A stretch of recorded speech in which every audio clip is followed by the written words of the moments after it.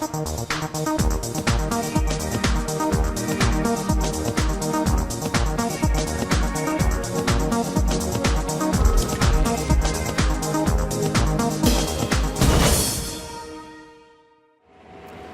dan v Evropskem magazinu. Ko je Hrvaška vstopila v Evropsko unijo, je Slovenija z južnih mej umaknila več kot 400 carinikov. Večino so jih razporedili na druga delovna mesta v carinski upravi.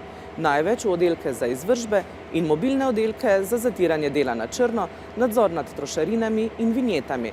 Prav slednjimi je na teren odšla tudi naša ekipa. Delovni dan ekipe se začne zgodaj zjutraj. Po določitvi nalog se odpravijo na teren, tokrat proti mejnemu prehodu Gruškovje. Cariniki vas lahko zdaj ustavijo, kjerkoli je vklop napisan na avtomobilu, stop carina sledite mi pa je znak, da gre za res. Tokrat so pregledali dokumente vozniku tovornjaka z Hrvaškega. Dobar dan, carinska kontrola.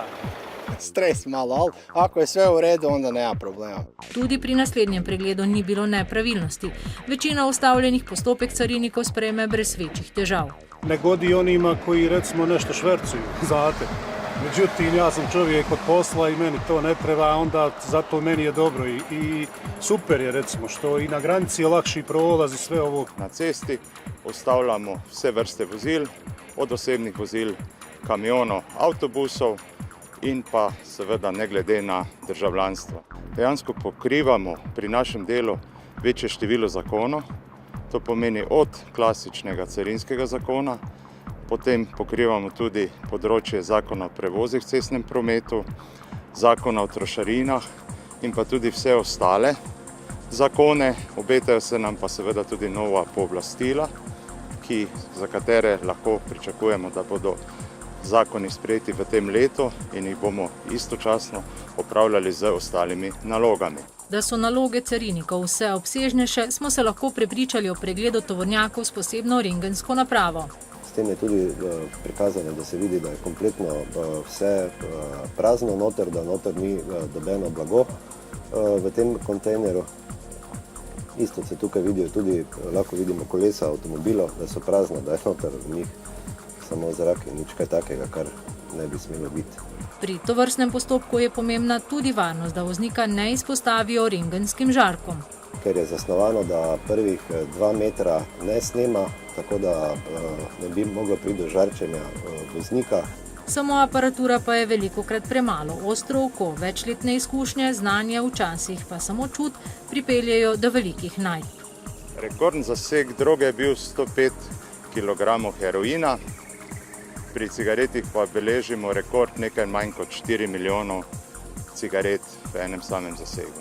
Štefan Velički, ki to delo opravlja že 35 let, pove, da je pri odkrivanju tihotapcev pomembno tudi, kdaj prečkajo mejo.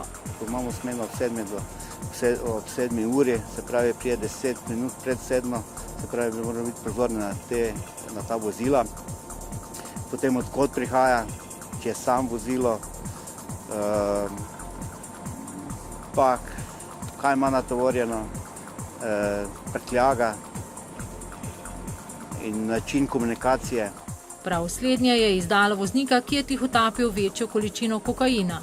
117 kg kokaina, ki je imel skrito v duplem dno vozila, tovornega vozila za prevoz avtomobilov.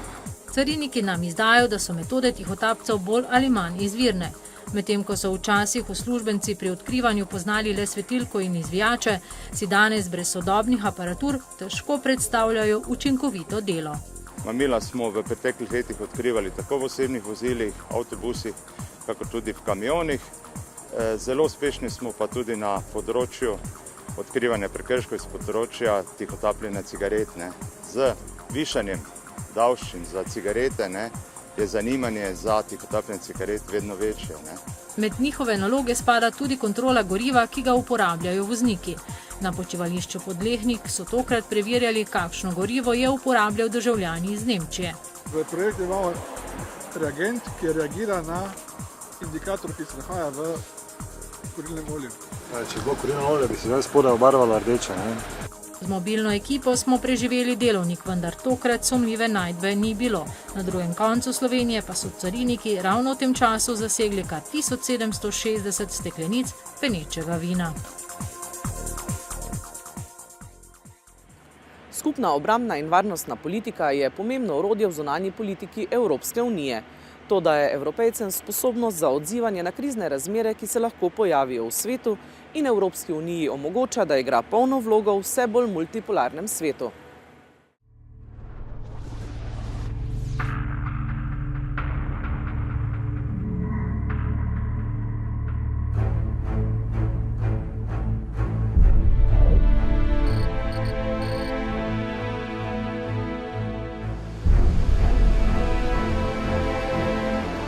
This is a European warship conducting security operations in this area.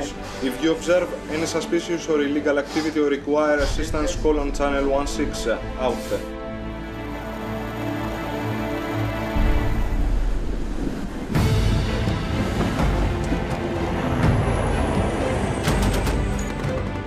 It's the early 2000s, and Somali pirates operating in the Gulf of Aden are terrorizing international shipping and jeopardizing the supply of vital food aid to Somalia.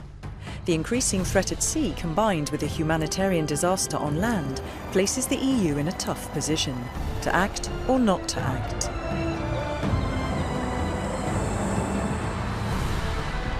Intensive consultation at national and European level results in EU NAVFOR Operation Atalanta, the first naval mission ever undertaken by the EU. The main challenges were, of course, embracing a European Union, the first maritime mission, against a very difficult adversary, and how to bring that together a very long way from Europe and sustain that operation through a considerable period of time. One aspect of EU NAVFOR's mandate is to protect vulnerable ships and vessels carrying humanitarian aid from pirate attacks. But with up to 5,000 ships a month transiting the Gulf of Aden and an area of operations 1.5 times the size of Europe, this is no easy task. The key to success is teamwork. We work very closely in partnership with NATO, who have a force out there, and the Combined Maritime Force based in Bahrain. It's been one of the most interesting operations in that it has brought exceptional cooperation. The sort of cooperation I just don't think could happen on land, but has been available to us at sea.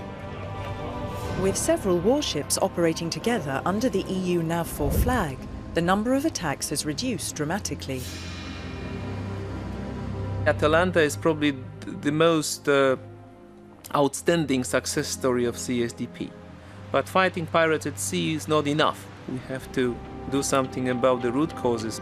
People are becoming pirates not because it's romantic, but it's a good business. So we need to open new perspectives for the country.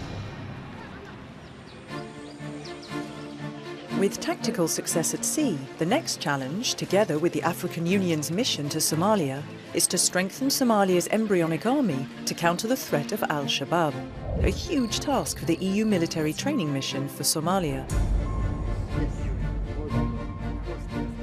Quand en 2007, l'Union africaine a conçu le concept de la MISOM en tant que mission de paix pour la Somalie, très peu étaient ceux qui frappaient à la porte. Il n'y a eu que l'Union européenne qui y a cru et s'est investi à travers le programme de formation ETM qui nous a formé plus de 3000 combattants somaliens.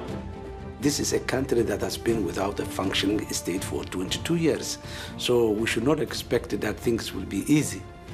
But we have new momentum and energy to move forward. The EU training mission was outside Somalia before. Now they are relocated into Somalia and they are going to train the Somalis inside Somalia. In a region devastated by 2 decades of civil war, security needs are as pressing as social and economic ones, so the only effective response is a comprehensive approach. It was very obvious we needed a cohesive, coherent approach if we were going to help the Somali people realise their ambitions. Since then, we've brought the full support of the European Union to Somalia and to the wider region. And I want to assure the Somalian people that we will stand with them for the future.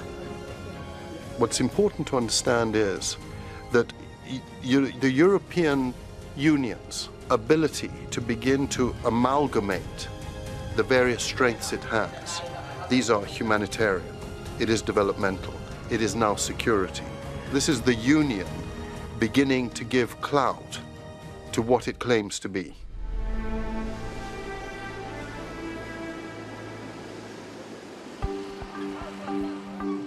Building on the successes of EU NAVFOR and the training mission to Somalia, in 2012 the EU launches UCAP Nestor, the first capacity-building mission with a truly regional approach.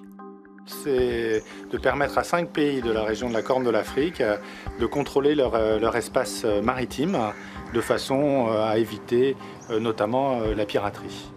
C'est de faire de la législation et puis aussi du maritime, c'est-à-dire développer des gardes-côtes ou des marines qui soient encore une fois en mesure de contrôler cet espace, à les maîtriser. Ça, c'est les pistes, ça, c'est les différents bateaux qui transitent le long du corridor. Frédéric Pasquier is an experienced French gendarme embedded in the Djiboutian Coast Guard. His task is to help train this incipient force. Ils ont encore besoin de formation, d'équipement, d'entraînement. L'Union européenne peut partager du savoir-faire tout en prenant en compte leurs propres besoins et leur propre façon de travailler. Like the Coast Guard, the Navy is also in strong need of support. Today, the arrival of the Spanish warship Meteoro provides the best platform for a joint Navy-Coast Guard diving exercise. Vamos a explicar un poco lo que es de qué consta el equipo de buceo que tenemos ahora mismo a bordo. Every time when a ship goes to a jetty or to a pier, we inspect the jetty itself, if there is any suspicious object, and then if the ship is in harbor, we inspect also the hull in order to see if there is any threat to the hull or any damage. Another important task of UCAP Nestor is to help the countries in the Horn of Africa strengthen their laws to be able to fight piracy and other crimes on the high seas, such as illegal fisheries and trafficking. We are working in post-conflict societies, and there one of the first priorities is to make police and justice work again. In the aftermath of the Balkan Wars, member states realised the need for the EU to act as a security provider, laying the foundations for Europe's common security and defence policy. CSDP was born out of frustration. We saw that we were not effective enough. At the same time, it's our backyard, and so that was a realization of the mid-90s. And then it gave a very important impulse to the development of a new policy that was then written down in the treaties and implemented as of 2003 in the field. A decade later, the EU's common security and defence policy has a proven track record of success in both military operations and civilian crisis management.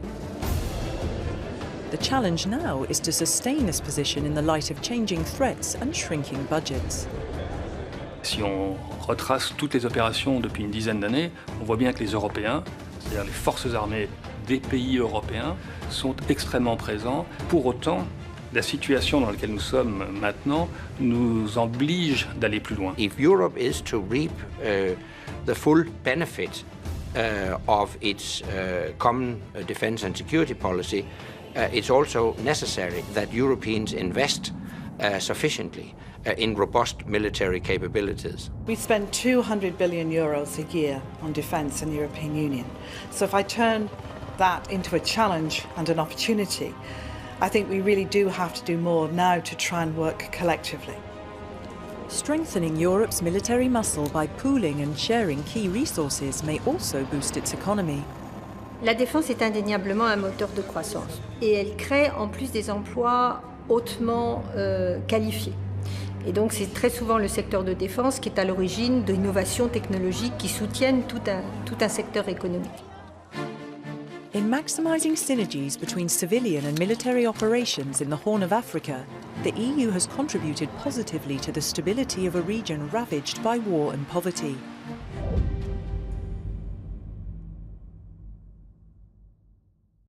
To je bil Evropski magazin. Bodite z nami tudi prihodnji teden.